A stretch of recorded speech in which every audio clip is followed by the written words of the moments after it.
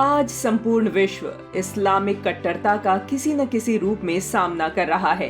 शायद ही कोई गैर मुस्लिम देश बचा है जिसमें मुस्लिम कट्टरपंथी अपनी नापाक गतिविधियों द्वारा उस देश की शांति भंग करने का कुचक्र न रच रहे हों।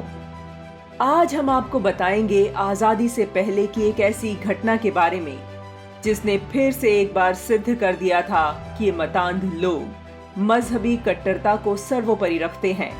यह बात है 20वीं सदी के तीसरे दशक की, जब भारत की आजादी, राष्ट्रीय शिक्षा पद्धति और सनातन संस्कृति की रक्षा के लिए महर्षि दयानंद के शिष्य स्वामी श्रद्धानंद जी जान से जुटे हुए थे। स्वामी जी ने मुस्लिमों द्वारा हिंदुओं का मोपला नरसंहार देखा था। इस घटना से वे अंदर तक हिल गए थे। मोपला में हजारों हिंदुओं का जबरदस्ती धर्म परिवर्तन कर उन्हें मुस्लिम बना दिया गया था। उत्तर भारत में भी लाखों ऐसे मुस्लिम थे जिन्हें मुस्लिम आक्रांताओं ने जबरदस्ती मुस्लिम बना दिया था। स्वामी जी का विचार था कि जबरदस्ती मुस्लिम बना दिए गए ऐसे लोगों की घर वापसी होनी चाहिए। ऐसे लोगों के लिए स्वामी श्रद्धानंद ने 11 फरवरी 1923 को भारतीय शुद्धि सभा की स्थापना की। शुद्धि आंदोलन के द्वारा स्वामी जी ने उस समय की यूनाइटेड प्रोविंस यानी आज के उत्तर प्रदेश के हजारों मुस्लिमों को हिंदू धर्म में घर वापसी करवाई। शुद्धि आंदोलन की सफलता से कट्टरपंथी मुस्लिमों की बुनियाद हिल गई। तिलमिलाए कट्टरपंथियों ने स्वामी श्रद्धानंद को इस्लाम का दुश्मन मानकर उनके विरुद्ध षड्यंत्र रचना शुरू कर दिया और इन्हीं कट्टरपंथी नेताओं के कहने पर एक जिहादी अब्दुल रशीद ने 23 दिसंबर 1926 को दिल्ली में रुग्ण शैया पर लेटे स्वामी श्रद्धानंद की गोली मारकर हत्या कर दी।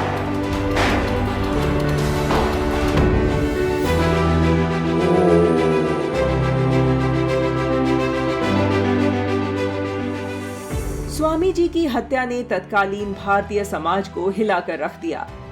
भारतीय जनमानस में स्वामी जी के लिए बहुत आदर सम्मान था। उनकी हत्या के विरोध में लोग सड़कों पर आ गए। इस जन आंदोलन की अनदेखी ब्रिटिश सरकार नहीं कर सकती थी, इसलिए उनके हत्यारे को गिरफ्तार कर उसे हत्या के आरोप में फांसी सुना दी गई।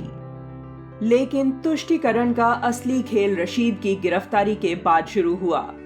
तुष्टीकरण के चलते कांग्रेस नेता आसफ अली ने हत्यारे अब्दुल रशीद को फांसी की सजा से बचाने के लिए पैरवी की।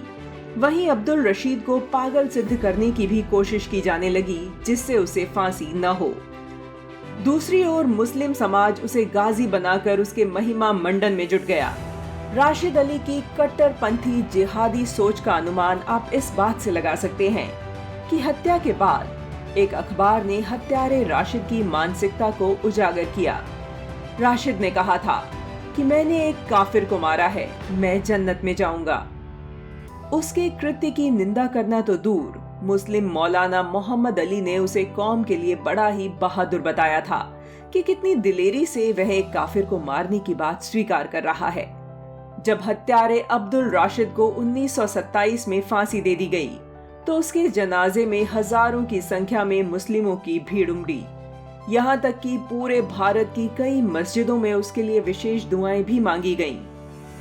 30 नवंबर 1927 के टाइम्स ऑफ इंडिया में छपी एक खबर के अनुसार हत्यारे अब्दुल रशीद की रूह को जन्नत में स्थान दिलाने के लिए देवबंद के प्रसिद्ध मदरसे दारुल उलूम में छात्रों और आलिमों ने कुरान की आयतें पढ़ी और उसके लिए दुआ मांगी।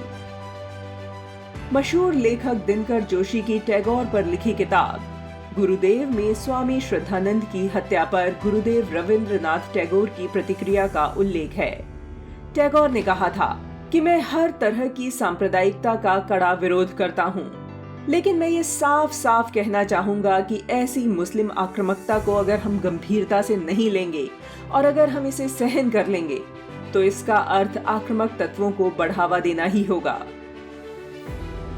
उस दौर में गुरुदेव रविंद्रनाथ टैगोर की ये बात हमारे बड़े नेताओं की समझ में आ गई होती और समय रहते इसका समाधान खोज लिया जाता तो न तो भारत का धर्म के आधार पर विभाजन ही होता और न ही यह मजहबी कट्टर मानसिकता आज जिंदा होती जो इस्लाम के अतिरिक्त किसी भी अन्य धर्म, पंथ और संप्रदाय को शत्रु दृष्टि से देखती है और संपूर्ण मानवता के लिए खतरा है।